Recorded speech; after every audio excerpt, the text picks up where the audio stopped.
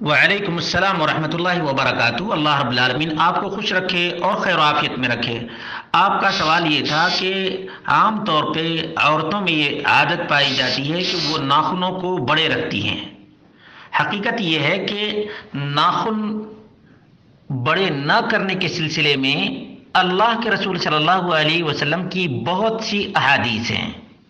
چنانچہ اللہ کے رسول صلی اللہ علیہ وسلم کا فرمان ہے، الفطرۃ خمس، الختان والاستحداد وقص الشارب وتقلیم الاظافر۔ یہ بخاری اور مسلم اور دیگر کتب احادیث کی حدیث ہے کہ اللہ کے رسول صلی اللہ علیہ وسلم نے فرمایا کہ فطرت میں سے ہے، یعنی انسان کے نیچر میں یہ چیز داخل ہے کہ ناخن بڑے نہ کریں۔ کیوں؟ اس لیے کہ ناخن بڑے رکھنا یہ درندے کی علامت ہے۔ کس کی؟ درندے کی علامت ہے۔ آج واقعتاً بہت ہی افسوس کا مقام ہے کہ خواتین میں یہ بیماری کثرت سے سرایت کر گئی ہے۔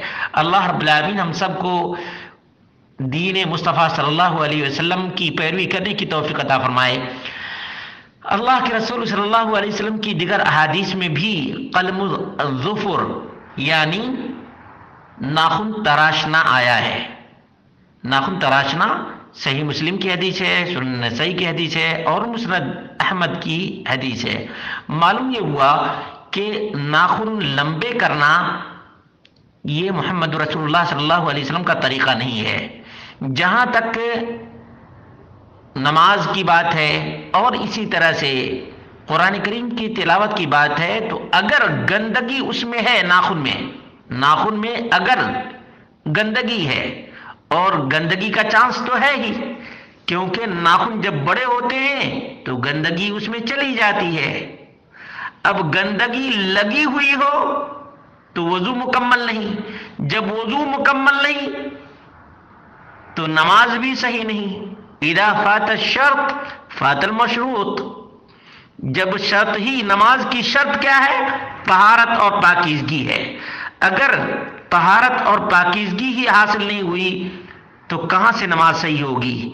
اس لیے انسان کو اپنی انسانیت پر بھروسہ ہونا چاہیے اور خواہ مخواہ کے لیے درندوں کی مشابہت سے ہمیں بچنا چاہیے، درندوں کی مشابہت سے بچنا چاہیے۔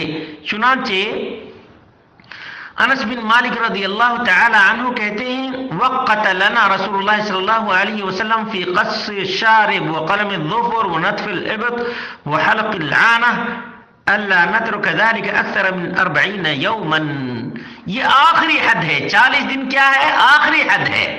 لیکن اس سے پہلے بھی خاص طور سے خواتین جو اکثر پانی وغیرہ چھوتی ہیں تو ان کے ناخن جلدی بڑے ہو جاتے ہیں، انہیں تو پہلے ہی کاٹ لینا چاہیے، پہلے ہی کاٹ لینا چاہیے۔ بعض لوگ تو اتنے بڑھاتے ہیں، کافرہ عورتوں کی مشابہت اختیار کرتے ہیں۔ اللہ رب العالمین ہماری خواتین کو دین اسلام کی پیروی کرنے کی توفیق عطا فرمائے اور طہارت اور پاکیزگی کی غرض سے ہی صحیح لیکن ناخن کو کاٹ لینے کی اللہ رب العالمین توفیق عطا فرمائے۔ اب ظاہر سی بات ہے، ناخن جو بڑے ہوئے ہیں، کیسے کوئی آدمی گوارا کرتا ہے کہ اس ہاتھ سے کھائے؟ ہو سکتا ہے کہ ایک کہنے والی کہے کہ ہم تو چمچے سے کھاتے ہیں، کھانے کے وقت میں تو ہمیں ہاتھ کی یا انگلیوں کے ناخن کی ضرورت بھی نہیں پڑتی ہے۔ یہ بات صحیح ہے، لیکن پاکیزگی، طہارت اسلام کا ایک بڑا حصہ ہے۔